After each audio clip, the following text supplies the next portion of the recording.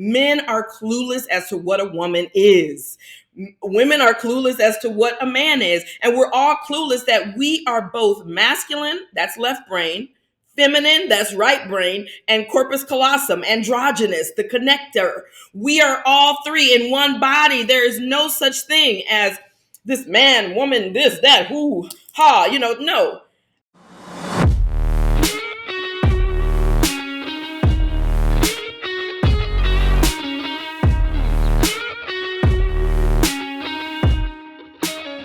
Welcome back, everybody, to Pleasure Science, a podcast that makes sexual liberation your new normal by changing the way you love and feel loved. And today is a really special episode. So, talking about changing the way you love and feel loved, I first met Kenya K. Stevens, our guest, in a virtual kind of sexpert community.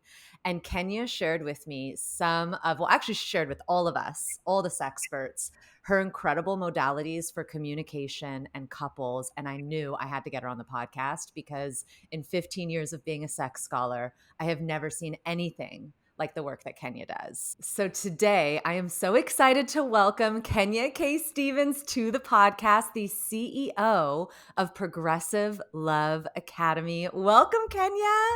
Thank you, Nadège. I am so excited to talk to you. Hey, look, we saw each other in Los Angeles, and now we get to see each other on your new podcast. Congratulations. Thank you. And Kenya, for everyone who may not know Kenya, I bet some people already do because you have been doing this work for a long time, both publicly and privately, and your journey is super incredible. But before we even get into who you are, I always start off this podcast by asking my guests the same question. What is your definition of sex? To me, sex means connection to source, connection to the universe. That's all it means to me. I don't know all the other definitions, but when I am in my sensual space, I am connected to the universe. Some people call this God or goddess, but that is when I connect to source.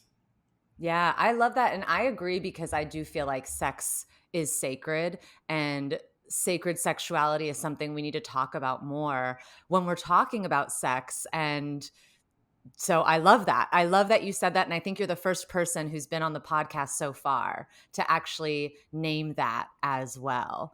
And so, like I mentioned, like you have such a beautiful story with how you have come to be the expert that you are.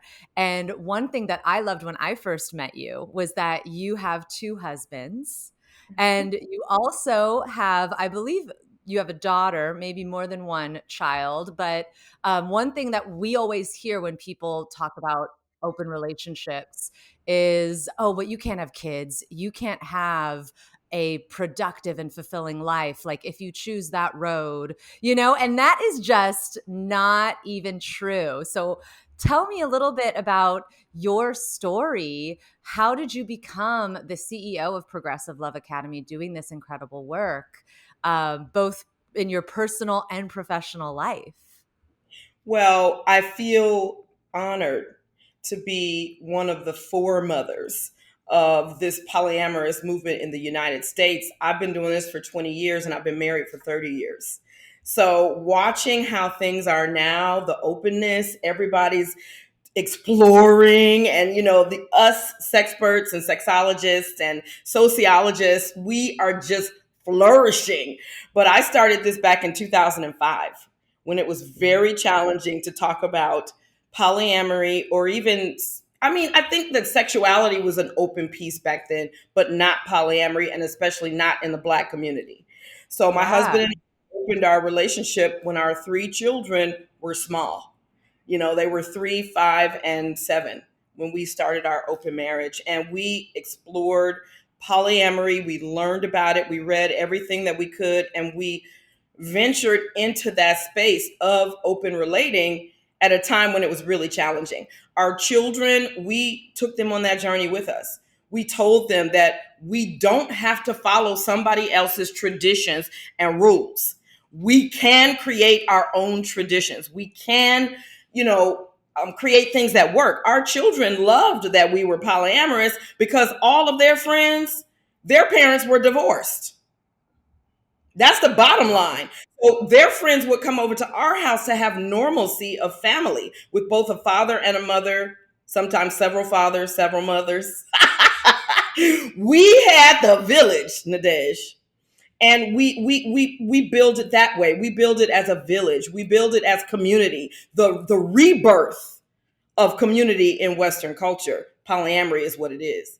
So I think that you're asking, how did we come to be where we are today, 12 books later? We Wow. documented every day of that journey, a 20-year journey into polyamory, and we found the modalities that work for us, put them in books, and that's what we share with our couples and our clients. Yeah. Yeah, and what's so fascinating about you is a lot of the couples who work with you are monogamous, Yeah. actually. Yeah, which is kind and I love that because I feel like and I see this in my own life where I work with a lot of straight people, but I'll teach them how to queer sex and suddenly things are amazing, right? And Yes. it's like and so I love that you monogamous people find you and it's like, "Hey, I know all of these modalities because I decided to create my own relationship," which is what we should all be doing, whether it's Yes. monogamous or not. Yes. And so, why do you think that monogamous people have flocked to you in such a way, even though you're living a lifestyle that they may not want to create, but they still can sense from you, like, can you know something? What do you think that connection is?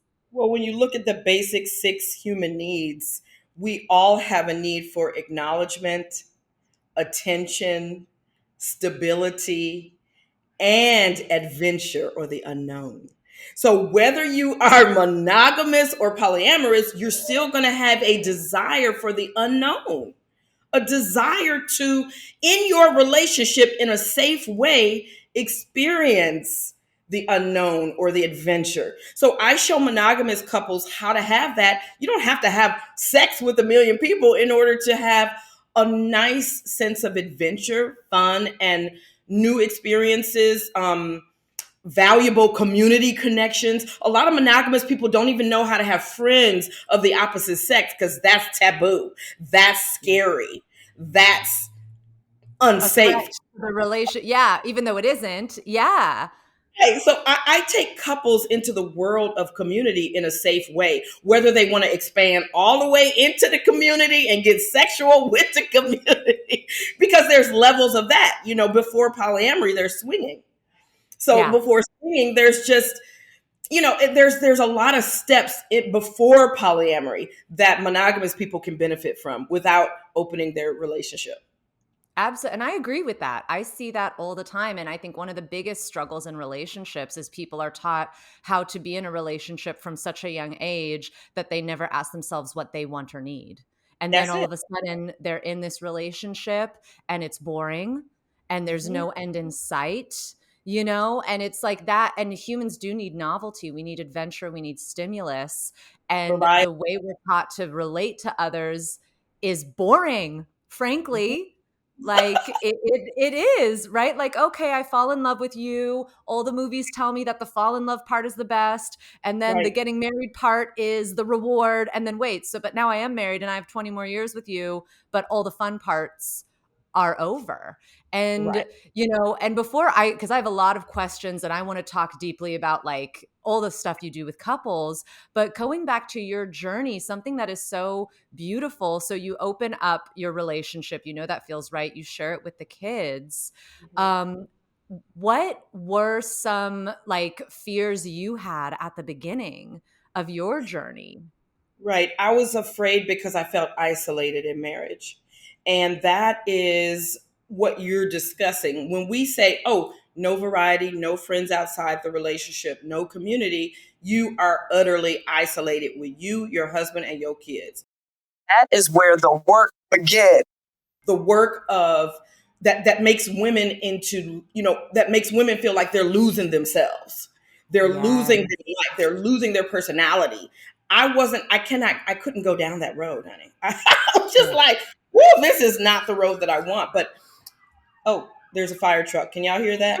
I love it because we're having a hot conversation, everybody. And the world knows, we're getting notifications, we're getting sirens, but I love it. Yeah, and I agree totally. So you're not wanting to sign up to that, and then I'm to you're sign up to feeling isolated. Yeah. right.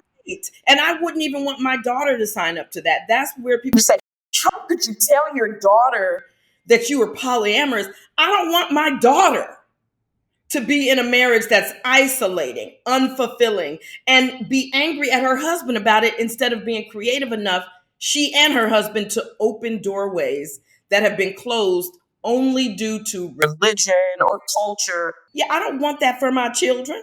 I don't want that for my sons, Yep. to live Absolutely. in a way that isolates them and makes them solely responsible for somebody else's happiness. It's just Absolutely. the entire underpinning of it. Whether you're going to become polyamorous or not, it's still, you have to revamp marriage when you have a system that's failing at 55%. You got, that's an Absolutely. F. That is an F. And when your children got an F, you're going to take them to tutoring, you're going to revamp how they're learning, you're going to do something different. But we just keep doing it. Just Yeah. try it again. Maybe mine will work. Fingers crossed. If a flight was going to crash 55% of the time, all the planes that take off, they're going to crash 55% of the time. Is your ass getting on a plane? Absolutely not. Okay. Absolutely not. I even sometimes struggle getting on a plane now, but totally. And I think we don't realize that the system is failing, Well, how you can you not know? read those stats? Yeah, because people I find so, and tell me if you see this too, people are always like, "Well, mine will be different, my love will be different, my relationship will be different." And relationships are work. I think that's one of the things that people very quickly on realize, and then they don't know what is the right work to be doing. And another question I have for you, like hearing your journey, what do you think monogamous couples, what are some things that they can really get from polyamorous open relationship Yes. framework?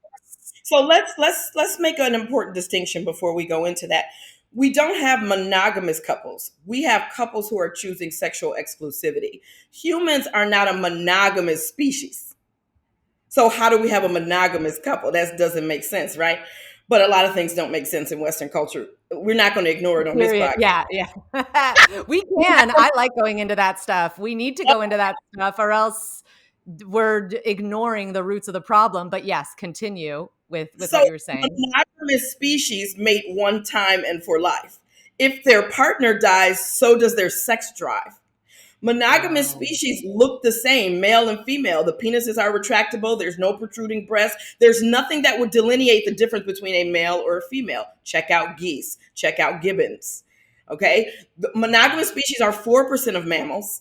Definitely doesn't include us. Us and dolphins have the highest sex desire. Okay. And desire for variety. Monogamous species, the males create spermicide in their sperm. Why? Because they're constantly fighting off other sperm that's already in the tract. All right. Monogamous species only have sex when the female is in heat. Now, how many humans do you know who say, oh, I cannot have sex because my woman's not in heat? Or the woman never. say, I'm not having sex No, it's the opposite. It's over pleasing, actually, to the detriment. Yeah. But it's. I love that you're bringing all of this into it, because we forget that, one, humans are animals and mammals, with. and then because we forget that humans are animals, we stop noticing how other animals behave compared to us as Oh my animals. gosh. Yes. Right? And so what you're saying, I mean, it's so important. And I love what you're also saying about bodies. And Mhm. in truly monogamous species, the bodies and the differentiation between bodies is different, because Right. so often we hear, as sex experts talking to people who are not sex experts, that monogamy, or a man and a woman together, is the highest form of connection because men have a penis and women have a vagina and our bodies are meant to blah, and all of that stuff. And I have said this many times on the pod. I believe in love. And whenever I talk about different relationship styles, if you are listening and you are monogamous and you're married, love that for you. We're here to Yes. help you have the But best relationship. But yeah, there's all these other things we have to acknowledge. Yeah. But Nadej, acknowledging these things helps my sexually exclusive couples because now Mm. they're not upset that their partner's actually behaving like a human and having attractions to other people, attractions to community. They can discuss it without feeling like somebody's bad or wrong. This openness that I share helps couples who are choosing sexual exclusivity. Okay. So let's keep that Yeah. together. Let's keep all that I together. love that, and it's true, like, choice is the big or one of the big factors that I'm hearing, because a lot of couples, again, are not consciously choosing. Like, when you choose into your relationship, it changes the game, and so, on this vein, something that you really specialize in that's unique is making couples divorce-proof, and you have Yes. done this with, like, dozens and dozens and dozens of couples, and again, I love that it is the poly multi relationship person teaching people how to be divorce proof. But listen, but because it's with being in open relationships, I've been in all the different relationship styles, poly, open, and monogamous. And I would have never had successful monogamy without all of my other exploration because of what it teaches you, how to communicate, how to think, how to problem solve. But for you, so you specialize in making couples divorce proof. What is the one thing that people don't realize is destroying their relationship? Lack of authenticity. And it's not Mm. that they're not being authentic. A lot of people think, I mean, a lack of telling the truth. That's not what authenticity means. Authenticity means how much of my brain can I share with you without getting in trouble? Okay. And authenticity is not is sourly lacking in marriages because if I tell you this part of my thoughts today, I'm going to get in trouble. And so it's not that people want to lie or they want to be inauthentic or they want to be hiding from their partners. Is that they cannot literally say these things without causing trauma or problems or pain for their partner. These are very considerate reasons as to why we're not authentic, right?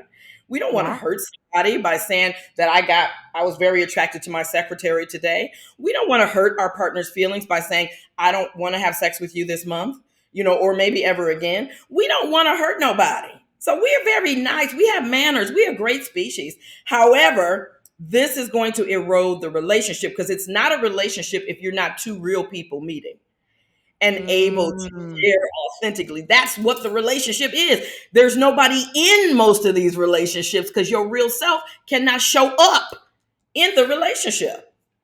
Does that make Yes, and yeah, no, that makes complete sense, and I see it all the time, and it's like a slow burn to death, to like a sexless, loveless connection, That's and right. we make these compromises all the time. I think one of the biggest lies I have ever heard is that compromise makes a good relationship, Oh because no. compromise will yeah, right? Like, everybody that I speak to who has been in a relationship for over a decade or two they don't compromise, or they realized at some point they were compromising, they were shrinking to please the other person, but they became aware of it, and they start and both people committed to changing that trend of compromise. I think that compromise is a great word because compromises your relationship. Your Yes, relationship is compromised if yes. because compromise only leads to resentment. So we show our couples how to do that in the inverse order. If you want to compromise, it has to be backed and powered by your desire to grow a new muscle. You can't Mm. compromise to please somebody else because that's going to lead to resentment and it's not sustainable. How long can Yep. you keep going to the restaurant you hate because your partner said, let's go there without exploding on some, you eat food, 100%. right? You eat food you don't like every day. Or I hear a lot of people compromise with their husband to let them be open. How long is Ooh. that last until you bust that dude in the head when he comes home from his dates? Because you all have True, and I want to pause and talk about that for a sec, because I hear that a lot too, and in fact, in my own personal life, so I'm single. I've been dating. I have a long distance lover who just told me he got into a relationship, and the girl that he is in a relationship with, I don't want to make assumptions, but it sounded like he told her I could never be monogamous, and she said, I want you. And when I heard that, I was like, listen, y'all, good luck. Have the best time, nothing but love and friendship. We're on great terms. But the sex scholar, sex coach in me was like, uh-oh, does she want that too? But I see this a lot. And I see Yes. this a lot too, especially with like this person, this guy that I was dating, a very open communicator, very warm-hearted person, very caring, sweet person. And so I could see why another woman would say, you know what, he's so trustworthy and sweet that I will enter into this dynamic because I trust him. It's Mm. starting in a good place, but it's a recipe without conscious awareness. It's a recipe for exactly what you said. How many dates are you going to go on before I bust your head open and feel chosen? Right. And there's a difference between feeling chosen. Like, people, I think, also make the mistake of, I'll feel chosen when you give me everything, Oh versus gosh. I'll feel like, what do you think people want or need when they, because I hear this all the time, and I know you do too, of like, I want to feel chosen. What do you think people are actually really saying underneath that statement? Well, I think that they're talking about how they felt since birth in Western culture. None of us have felt, where do we belong? What are we doing? This is a bigger issue than a couple, and we think a couple can solve it. But really, they're asking, who am I? And where do I fit in? For women, we're asking, we're trying to play out what we were told to do. We're supposed to be owned. We're supposed to be possessed. We're taught to find that man who's going to claim you and choose you, and when actually the feminine is the chooser. We'll talk about that later. Like, when did men become the chooser of No, men? totally.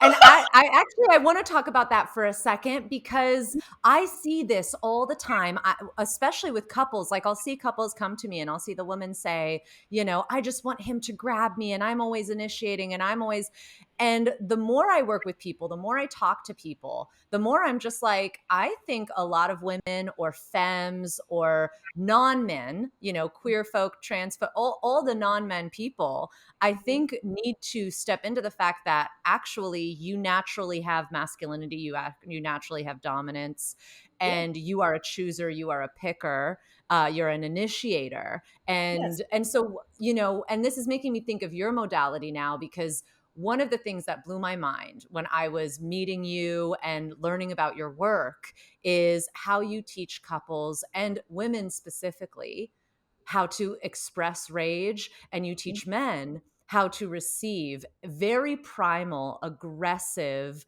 suppressed rage in women.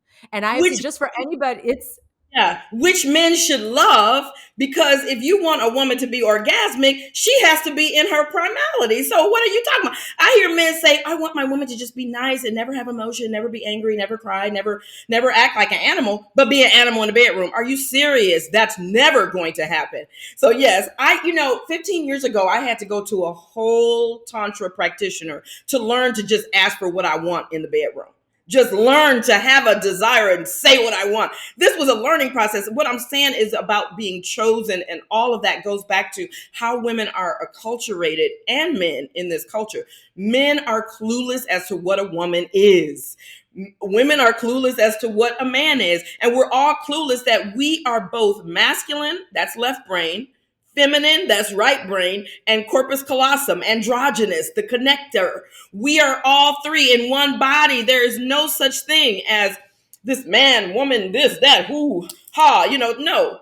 Like, for me, for instance, I have a lot of left brain warrior energy. And because even in the left brain of masculinity, there's a spectrum of masculinity. Yes, there's that diplomatic leader, but there's also that brute warrior. And then there's also the negotiator over there, logic and sales and marketing. There's so much to just the masculine part of who we are. And women don't even know we got access to that. Then yeah. to layer on top of that, we equate dominance and submission with masculinity or femininity. No, sir, no, ma'am. Dominant feminine energy is like a diva. Where's my champagne? Where's my Coca-Cola? I said I'm not going to be singing unless there's a Coca-Cola here. That's one of a famous blues singer, right? That's feminine dominance. Masculine dominance looks much different, but either one could be dominant.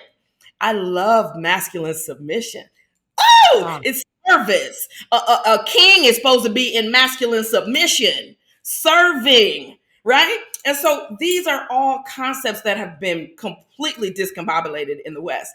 And it makes us think that there's some difference because we have a different genitalia, that we may not have access to all the energetics that be. It's ridiculous. So that's what my work unfolds into couples, and they get so much relief that just because I have this genitalia, I'm supposed to be doing these roles. No. We're going to assess who you are, where you are, what roles you like, what's natural for you, what's the chemistry about, and then we get to that. But I think your question is really pertaining to how do I teach my couple such a wide universe. This is a new paradigm. Like I built Right. a new culture. You can't just take one piece of it and fix that unless that's your role on the planet. My role on the planet has to be create a whole new foundation for a new culture. Yeah, and I feel that and I sense that. And I remember when I saw your teaching in action, and to give people like a little snapshot. So you had shared a video of a coaching session. And in this video, there's this woman who is crying, screaming, expressive, and expressing like, and it was just a snapshot of the moment. Like you could tell it was a long, in-depth session, but she's like saying, you don't do this. And I feel like, and just, but like truly expressive, primal, crying, screaming. And you see her man next to her taking notes, receiving it all. And it was so cool because you kind of showed all of us, and by us, this is in this virtual kind of sexpert community, sort of like the end climax of like your work together where people can do this with each other. And Yes. when I was watching this, I literally thought of a friend of mine who's been in a marriage for 7, 8 years. They just had their first kid. And for many years, this couple has been, they're super in love and very disconnected in this chapter of their relationship. I know they'll fix it. And I've told them, I'm like, y'all need to go to Kenya. And the reason why they're disconnected is, and it's so funny because it's something I see so many couples experience where the man, he fell in love with this woman because she is feisty and she is stubborn and she knows herself and she's interesting. So the longer that the two of them have been together, I've heard her husband say several times, he's like, I wish like you were, he doesn't say it like this, but he's underneath it. He's saying, I wish you were more submissive and accommodating. And then she'll turn around to him and she's like, if you wanted to be with one of those women, you would, but you're with me. And I am not. And I affirm it. I'm like, listen, the reason you like her is because she isn't that way. And then, but then on the flip side, they're feeling really disconnected because she also feels like she does need to be like a wife and mother, and that is supposed to mean a very specific type. It's supposed to look a certain way. And so they're both assimilating, and it's just the downfall of their connection that they will get over, that they'll figure out how to heal. But I was thinking, I'm like, this couple could use the modality because I can see my friend, the woman, needing to express rage and pain that has nothing really to do with her husband. It has more to do with existing in a whole system of oppression and then Mhm. being in a relationship that is assimilating to it because they both think that that is success, right? Yes. And so one of the things you had shared when you were talking about your modality is you really teach men, like you teach women how to go primal and how to have rage, but then you also teach men how to receive it and Mhm. how to create a space where their love can be extremely angry and expressive, but that creates deeper connection. And so I think everyone should go and purchase and work with you and pay for your services. But do you have anything that, like, as you were creating this modality and existing in it, any tips or any thoughts or anything you want to share about why this is so powerful and necessary? Well, I love what you said, and I'll segue from there is that these issues that this couple had that you're talking about have nothing to do with the couple. This has to do with the paradigm. Again, it's back to the culture. And when we can remember that, we won't be so hard on our partnerships, you know? So the book that I wrote called Up Level Communication, where I describe what this new communication system is about, comes from a Black woman. Black women have been told to be, y'all angry, this and this and that. But guess what? Rap music and the anger that we express, I think Black men and women, through music, through dance, through communication, through slang, all of the slang and all of the music is picked up by everyone because everyone wants to express rage. Every human has rage, has anger, has all of these different emotions that are so beautiful and tie into right brain, left brain, corpus callosum, you know, the spectrum of masculinity, the spectrum of femininity. These are all indicators of our humanness to have these emotions. And Western culture has said, suppress that. Don't ever access that.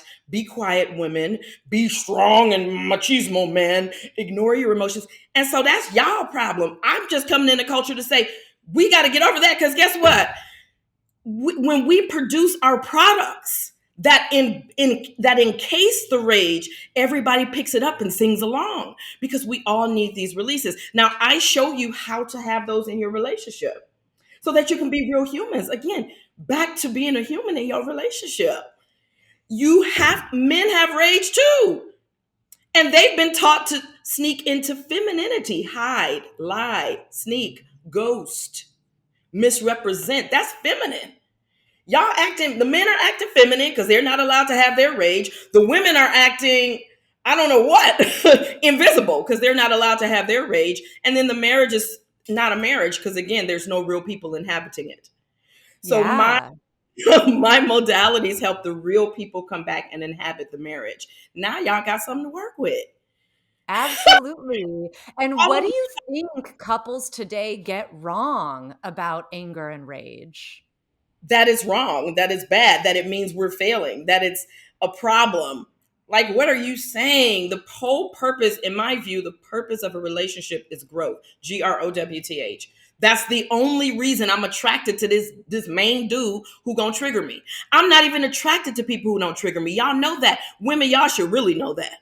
Feel it down in your pussy right now. Are you attracted to a man who doesn't trigger you? No, Nope, you're not. I'm So, not. But it's true. It's like I want and that's such a good point because I agree relationships are growth. You're attracted to growth, you're attracted to your wounds, you're attracted to your healing. What is the difference between that being toxic and that being productive? I don't know where this word toxic comes from. What are y'all talking about? Everything that we experience on the earth realm, in the earth school, is to our benefit. Everything. And I'm a Black woman from Detroit whose grandparents were slaves. I said everything that I have experienced here is for my spiritual growth and development. I only incarnated into the earth plane in order to have these experiences to bring forth my superpowers so I can find them and cultivate them. That's the road y'all on too. I'm sorry y'all culture forgot. I'm sorry our culture was forced to forget. But it's rebirthing right now. That's why I'm here. That's how I'm here. That's what I'm doing here. So it's a lot of light workers doing this. And just when you feel attracted to that, go toward that flame because we're all being sucked into the vacuum of remembrance. And Mm. that's what I'm sharing. I hope that made sense. Yeah, it does. And but what I love, like what I'm really getting from, and this is the first time I have ever heard this, that we need to throw out the word toxic. And that maybe like, because I see this all the time, especially with dating, especially with singles of like, he's toxic, she's toxic. I left because, trauma bonding and we're not talking about the fact that like you are attracted to what triggers you because you need growth. And that perhaps this idea of quickly labeling something as toxic or trying to find the difference between, okay, I'm going to heal someone that makes me grow, but it won't be toxic, but it will be healthy, but we'll still fight. And like, sometimes I'll hate you, but I'm going to love, right? And like, what I'm hearing is you're just like, fuck this, be toxic or not. That's not, or it's not the right question even. It's not It's not the the right, question. yeah. People have to think of the gym. I know a lot of people hate the gym, but if you hate the gym, you need to hate the muscles too. The Mm, gym is what you're talking about when you're talking about toxic. Toxic means challenging. I'm challenged. Okay, you challenged. What happens when you challenge this muscle right here? It It grows. grows. One of my husbands is has straight narcissistic personality disorder. I'm not divorced from him. This man has taught me to respect myself, to respect my talents. He used to go off on me and call me a fake and a phony and a this and a that and go into these name callings. And I had to develop the muscle to understand you don't know what you're talking about. I know who I am. Oh, now I'm claiming my divinity. Oh, now I'm able to sit in my power. Do you understand? I wouldn't have been able to do that without him and his toxicity. This is too toxic. It reminds me of a woman sitting on the porch drinking lemonade. Honey, it's so hot. It's so hot. She not even working. We working in the field. So I don't understand toxic. What are you toxic? Everything we've been through and will ever go through is a gift to our, and I think what needs to balance that, because I don't want to be too harsh on your audience because they like the word toxic. What needs to balance that? You can be, listen, people listen to this podcast because they're ready for growth and truth, you know? And I Yeah. bring people on like you purposefully because I am not here to have another cookie cutter conversation about like talk more and ask and say no. Like we know those things. People come here for the messages they're not hearing. And this is a big one that Yes. I love actually, because I think too single people can benefit from this because I think so many single people are trying to find a quote unquote good relationship, but they don't realize that good means growth as Yes. opposed to people think good means I'm not triggered, I'm not activated, I'm not, and I love what you're saying. And I also agree. I think you should run towards your passions. Even if it's a passion that's going to burn you, because you are going to learn. I learned my greatest lessons from my greatest heartbreaks. Even the one I was just talking about with my lover who's like in a relationship now, when he told me that, I actually got really depressed for like 2 days. And it made me realize, wait, I'm actually ready to start finding deeper love. Ooh. Missing out on this man who, because I never told him when we were together, I really liked him. And I never told him that I'd be open to a relationship with him. And part of that was because of the long distance. And I didn't want to commit. I didn't want to put myself in a position where I already travel a lot. I'm like, I don't want that. So there was like a logical reason I stand behind. But when he told me he was with someone else, I was heartbroken. And I'm like, well, I didn't communicate that I would be open to that with him. So he didn't even know. And this is showing me I want something more. Like Mm-hmm. I'm learning, it's positive, it's painful and it's positive. And I think like something I'm hearing too with like everything that you do with couples, a reason why they become divorce proof is you teach them to stop running from the pain. A secret. That's my biggest secret of all time. But it's no secret to people who was born in indigenous culture because we know the purpose of life in Mm, this realm. Now there's yes. other realms and other times, but right here, this is only for warriors. If you was born into the earth Mm, plane, baby, especially in the United States, honey, you are yeah. here to do massive work. And how you gonna do that if there's no work to do? The work to do Yes. what you call toxicity. I Yeah. think that's a Yeah. good word. You can keep calling it that, but you got to put it The on. gym. It's not toxic, it's just the love gym, and you Yeah, gotta work out. that's And it. but I love what you're saying because I think this is also very important. The difference between the Western culture, white supremacy, the colonialist culture, the monogamous culture, all of these systems, and then indigenous cultures that we're slowly reclaiming, refinding. And for you, as a Black woman who is bringing these indigenous modalities to the forefront, what are some things that you find are so important for people to know about why they should care about all of these practices? Well, that's what I was going to say. These practices is what makes the what Westerns call toxicity feel less toxic and feel actually good and great. I love my relationship with my narcissist. I loved it when my husband came to me and said, "I want to have another wife," and I was monogamous. Everybody around me said, "Get rid of him. He's toxic." Da, da, da. I was like, "Let me run toward that fire." Man, I learned what it felt like to express what I want, to be have freedom in my life, to be a whole human, to use the parts of myself that I had to bury in marriage. I learned so much from what people thought was toxic. But I think what the big deal is having the tools to walk through that fire without getting burnt, without feeling like you're like without losing yourself. I want you to lose your ego, some of your ego parts, and that's going to burn and be reborn parts of your ego. But we got to do it in a safe way. And I think that the tools that I've created help us to walk to the fire, dance in the fire in a safe way. Safe where Yeah. you're not irrevocably harmed, like domestic violence, for instance, right? I help couples through that to the other side of that and show them how to be in a safe space. You have to keep your body safe because that's keeping you on this realm. Yeah. Otherwise, you won't get to go Yeah. through these challenges. Yeah. Mhm. Yeah, absolutely. But I mean, again, I think it's so helpful to hear this because for people who maybe are in a really like a relationship where they're deeply in love, but there's abuse or violence, maybe it's verbal, maybe it's physical, the solution that people hear is often like, let's get you out of that. And that, listen, like I'm a big fan, I'm team leave if you want to leave. I think choice is so important in a relationship. But there's this other side of the coin, like, okay, so you're in a relationship that has abuse, you leave it, but the abusive partner is going to go on to abuse someone else when maybe the growth is, what if we find out how to make these patterns stop happening? What if Well, we, like, because that's right. what we like push people to be irredeemable. Like, oh, if you hit a woman, you're always going to hit once a cheater, always a cheater, once an abuser, always an abuser. And maybe the relationship is where we can learn how to not do that. Like, what are your thoughts? Yes, and it's really not even learning how to not do that. It's learning, why do I do that?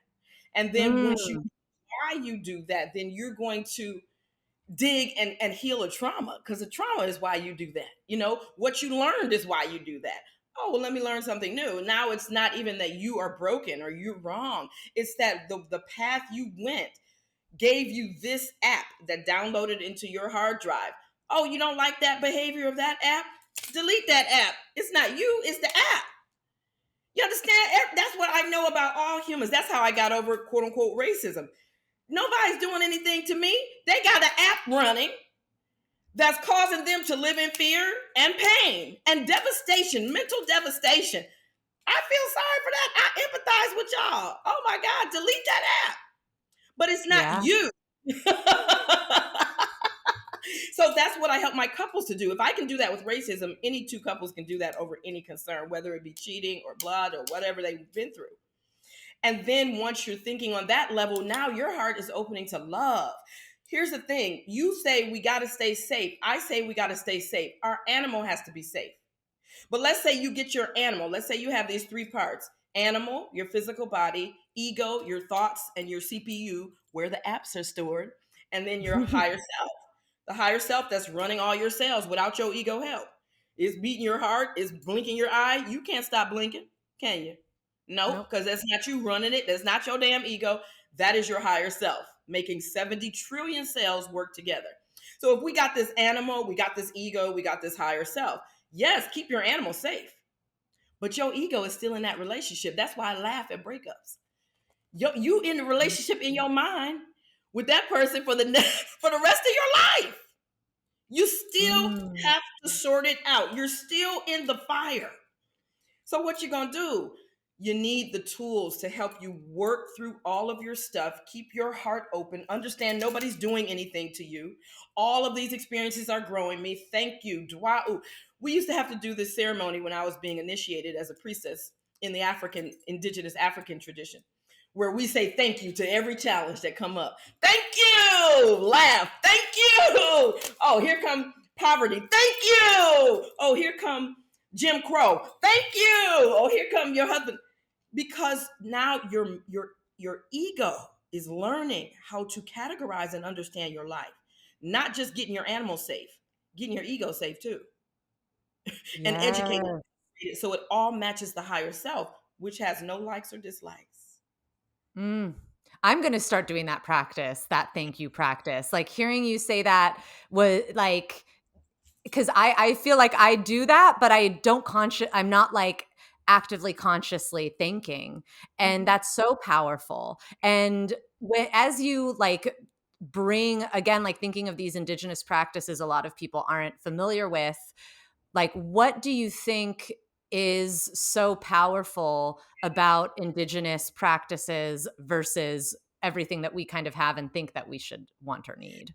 Well, just like they've told you to suppress your emotions in Western cultures. When I say Western cultures, I mean the big three.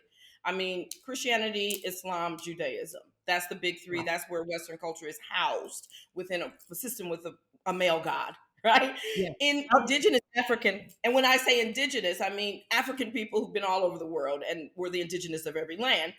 I'm talking about we have the divine within us, right? So the Western culture said, forget about your emotions. We say, dance when you have emotions, talk, celebrate your emotion, get angry when you have an emotion, express your emotion. Indigenous versus Western. And then with God, Western says God is up here. He's going to punish you if you do something wrong. We say God is you, is inside of you. So this is just the basic differences between indigenous and Western cultures. And right now, I think Western culture is like, can we know about indigenous? Because we like that better. And we say, come on over, baby. Let's do it. Let's do it. That's how I'm on this podcast. That's how I know you, Yep. Nadège. Yeah, That's absolutely. And it's what. and like community. Yeah, like one of the things whenever I like hear or learn more about like indigenous culture, history versus all the Western things, community is another big piece that is completely missing. The Mhm. community element, the family as community, lovership as community. I mean, I love all of this. And so the final few questions I have for you, I really want to start talking now about like sex specifically, because what we see so often with couples is sexless relationships. They become roommates. There's even like with the queer folk, lesbian deadbed, you just end up with your best friend. And so many people can relate to that.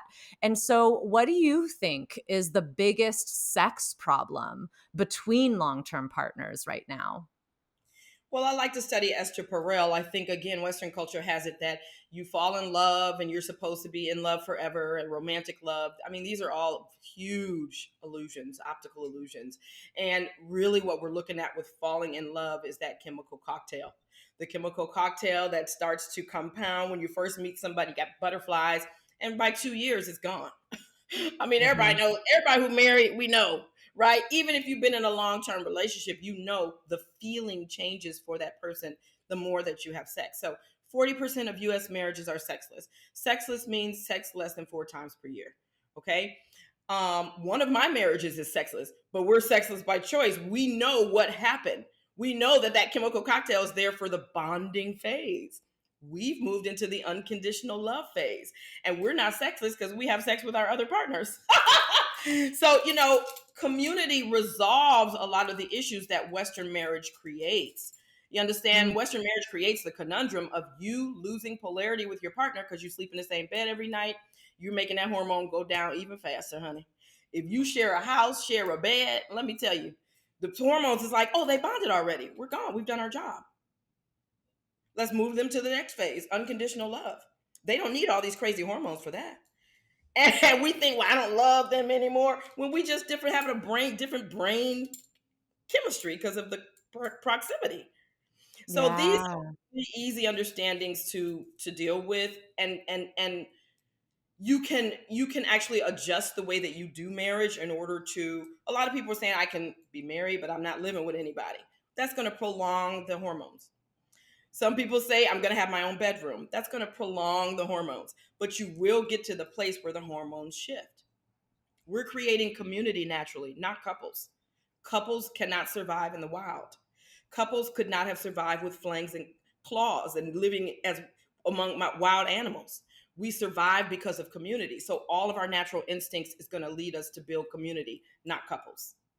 Oh my god, and so a good way to heal sexless like relationships, I'm hearing create community, seek out community, create mystery distance space, maybe like not sharing the same bed, maybe having separation. I've seen actually like a lot of people will poo poo long distance. And I'm like, it can be quite nice to take a break from your love for a month. There was a couple that I worked with who they had been together for over 10 years. They had a great sex life. There were some things they wanted to improve, but when I saw them, I was like, y'all are way ahead of most couples that I see. But they're because of work, they would spend 3 months together, 3 months apart, 3 months together, 3 months, their whole over 10 years. And I was like, this is why you guys have hot sex. And that has never left because Yes. you're not always around each other. And so, Right. what would you say to couples who, like, maybe they don't have the budget, like, oh, well, wait, we can't get a new house with more bedrooms, or we can't go, I can't send him to Paris for 3 months. Like, what would you say to couples who are like, okay, we do have this problem, we're too familiar with each other. How do we create that mystery or that distance again in a productive way?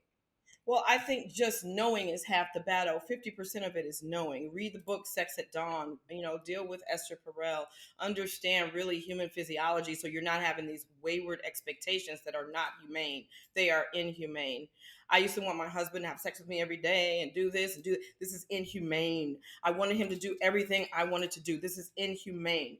I wanted him to, like you said in the beginning, claim me and initiated. Like these are inhumane, extraordinarily impossible expectations.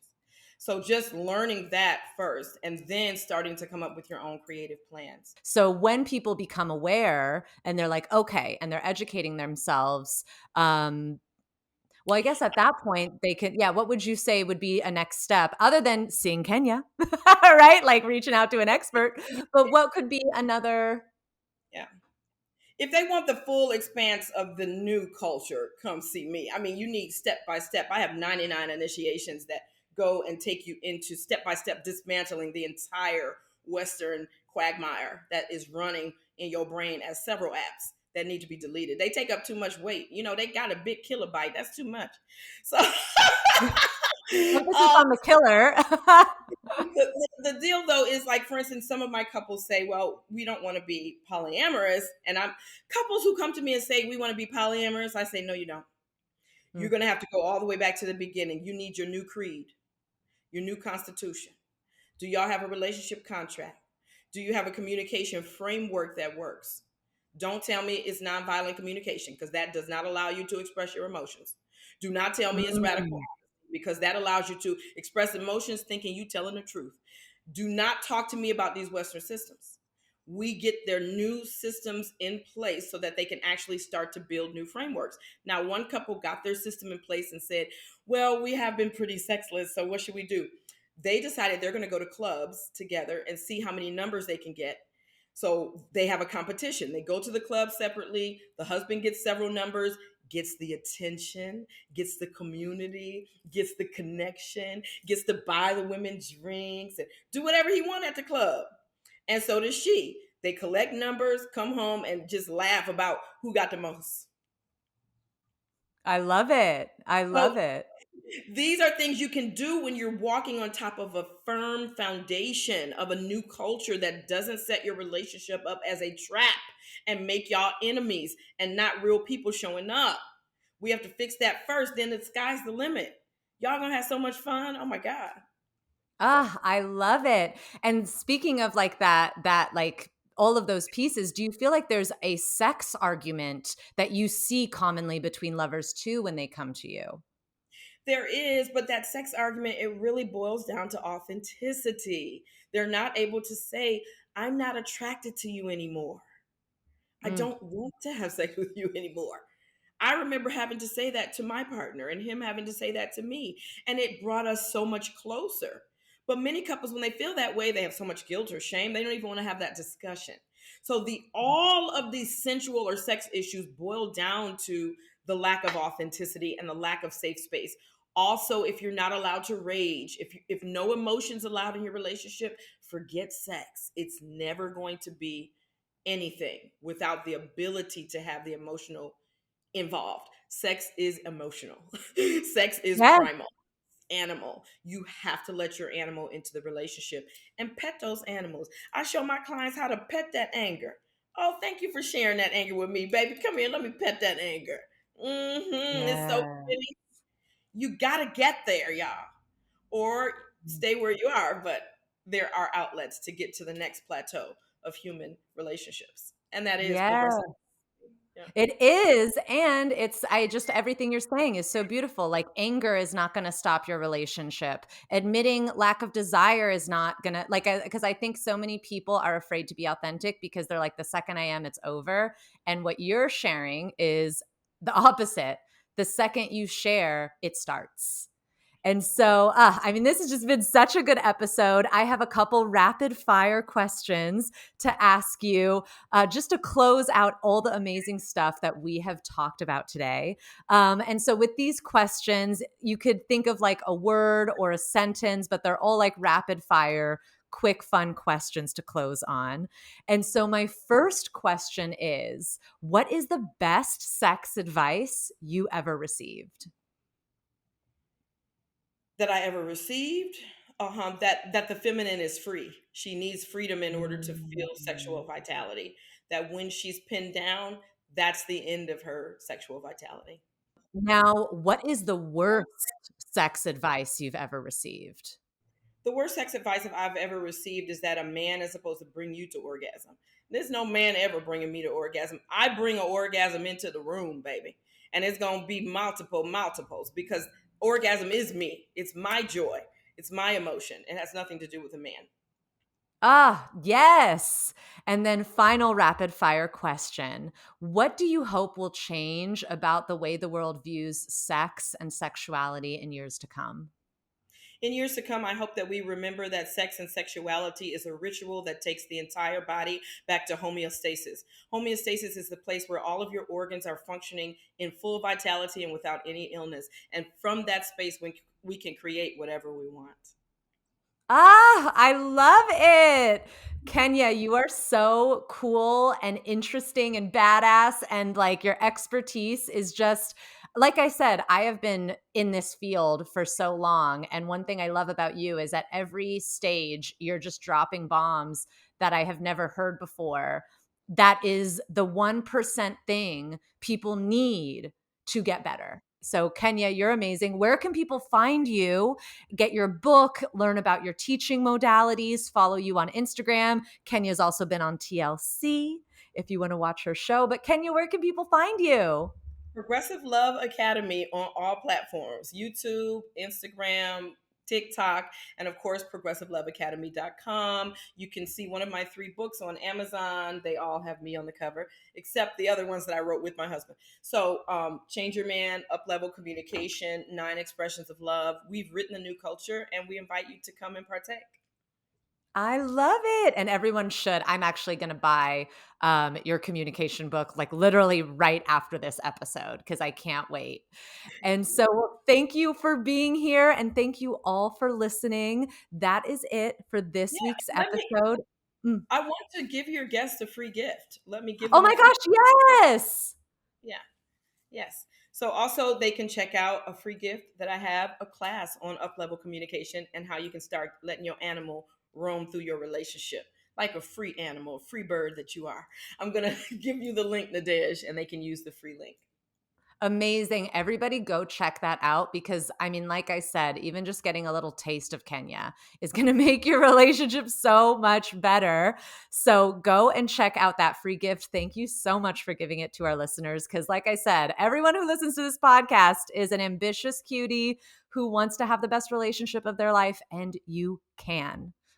So, thank you for that. And that is it for this week's episode of Pleasure Science. Please join us next week where I am going to be sharing with you the secret history of Wonder Woman, how she was a BDSM icon inspired by a secret, unconventional polyamorous relationship. Seriously, this episode will fascinate you and blow your mind, so be sure to listen to it next week.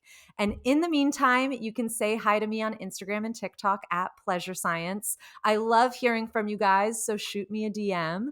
And if this episode made your heart or your hips or your relationship feel a little bit better, subscribe and leave a review so we can keep giving you what you love. And if you are watching this on YouTube, please leave a comment letting me know what was the thing that Kenya said that changed your relationship, because I know she said something that had your eyebrows shoot to the sky and made you rethink things, and I want to know what that was. So go ahead and leave a comment on this video. And before we leave you guys today, I have a special gift to everyone listening to the Pleasure Science podcast. A few years ago, I created something called the Touch and Trust Method. And this is a video guide that shows you how to read your lover's body like a map and how to de-shame your brain so you can show up to sex feeling present, proud, and fully yourself. The Touch and Trust Method has already helped thousands of people, and as a special gift, listeners of the Pleasure Science podcast get 10% off using the code PleasureSciencePod. So click the link in our show notes. I want you guys to grab Kenya's freebie, learn about communication. Then I want you guys to grab the Touch and Trust Method and go to pleasurescience.com. And then you're going to learn how to communicate, how to trust. You'll get 10% off. It's going to be glorious. And thank you all for listening again this week. Before we go, I challenge you to think of one thing that you've been craving to do, a big or small pleasure, and I dare you to go out and experience this pleasure in the next 24 hours. My pleasure was wearing this fabulous Baby Yoda onesie. So if you're not watching on YouTube and you're listening on Spotify or Apple, come over to YouTube, see Kenya's beautiful face and my Baby Yoda onesie. And that is all for now. I will see you next week. This podcast is a Pleasure Science production, hosted by me, Nadège, your resident sex scholar. The Pleasure Science podcast is produced by Laura Moore and edited by Camille Furman-Callot. Our music is by Octasound and is licensed under the Pixabay Content License. To find out more about Pleasure Science and to sign up for our online courses, please visit www.pleasurescience.com.